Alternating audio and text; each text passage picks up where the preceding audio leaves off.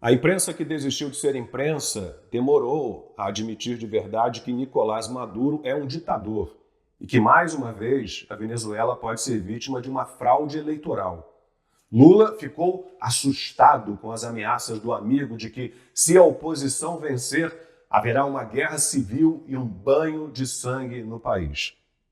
Nossa, perseguir, prender opositores, matá-los ou torná-los inelegíveis, tudo isso parecia normal até anteontem. Maduro faz isso, Daniel Ortega, ditador da Nicarágua, outro amigo de Lula também.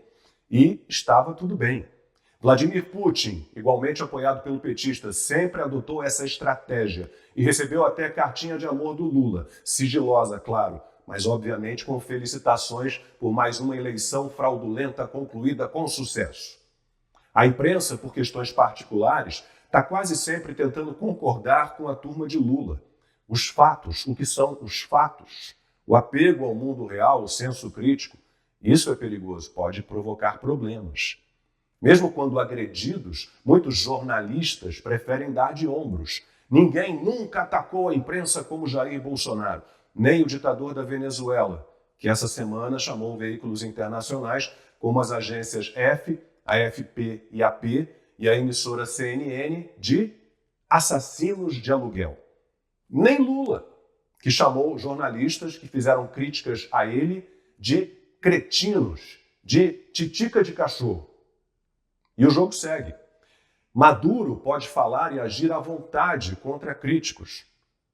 Políticos, profissionais de imprensa, portais de notícias e canais independentes, influenciadores, ele controla o judiciário venezuelano.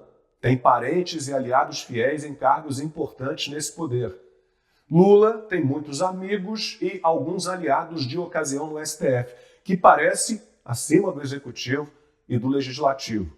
E claro que o petista não se opõe às ações do Supremo contra aqueles que ele considera inimigos e chama de extremistas e radicais.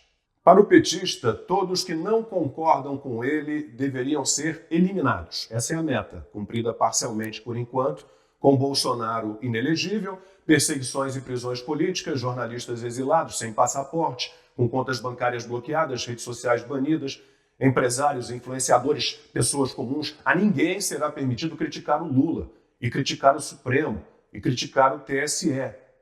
Nicolás Maduro que se cuide. Foi inventar de falar mal do sistema eleitoral brasileiro? Na nossa imprensa, virou bolsonarista. Maduro adota discurso de Bolsonaro e diz que o sistema eleitoral do Brasil não é auditável. É inadmissível tolerar fala bolsonarista de Maduro sobre eleições no Brasil. Maduro lembra Bolsonaro, que usou urnas para a escalada golpista e acabou inelegível. A imprensa que desistiu de ser imprensa faz questão de esquecer que Lula já questionou o nosso sistema eletrônico de votação e totalização dos votos. Nada é infalível, só Deus, o petista declarou. Maduro só repetiu o que já disseram em outros tempos ministros do atual governo, como Simone Tebet e Carlos Lupe. E também Flávio Dino, agora no Supremo, e ministros do STF. E Ciro Gomes, João Amoedo, Roberto Requião, Carlos Sampaio. A lista é enorme, todos certamente bolsonaristas. Maduro não entrou no grupo agora, já tinha sido chamado de conservador, Putin também. Até Lula vira bolsonarista quando a imprensa procura desesperadamente um jeito de ajudá-lo. No ano passado, Metrópolis, o Globo, o UOL, Folha, essa turma toda publicou coisas assim. A profusão de declarações polêmicas de Lula tem um quê do jeitão vingativo e fora da casinha de Bolsonaro. Bolsonarização de Lula assusta aliados de centro e até do PT. Clima de violência é fruto dos instintos despertados pelo bolsonarismo. Há sempre um pano para Lula, não importa o que ele faça ou fale, e uma guilhotina para Bolsonaro. Saiu numa coluna do UOL essa semana. Lula coleciona falas machistas, ainda que nem de perto eu perceba nele o desprezo que Bolsonaro sentia por mulheres. O sentimento era de falta de respeito. É a imprensa desvairada que também sempre chamou Donald Trump de machista e misógino. A mesma que agora trata o republicano como um idoso decrépito e questiona se ele já não passou da idade de ser presidente, evitando citar que Lula é quase 1 ano mais velho do que Trump. A mesma que passou os últimos anos dizendo que Joe Biden estava em forma e bem, e que agora tenta transformar o democrata num patriota, num herói, por abrir mão da reeleição. A mesma que sabe que Joe Biden foi obrigado a desistir de concorrer. O jornalismo que correu para o ralo decidiu que há extremistas perigosos apenas de um lado. Eles são uma ameaça à democracia e ninguém precisa de fatos para confirmar essa história. Donald Trump sobreviveu a um atentado, Jair Bolsonaro também. A imprensa, que desistiu de ser imprensa, fez força para não acreditar nas duas tentativas de assassinato, discretamente ou descaradamente.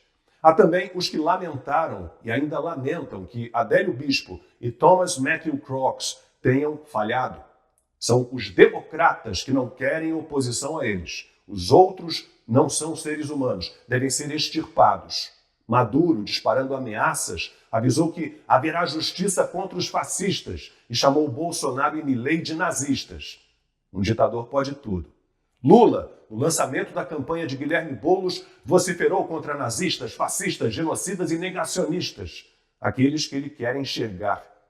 E tudo que possa desabonar Maduro e Lula para a imprensa destrambelhada, de alguma forma, será sempre uma influência maléfica de Jair Bolsonaro.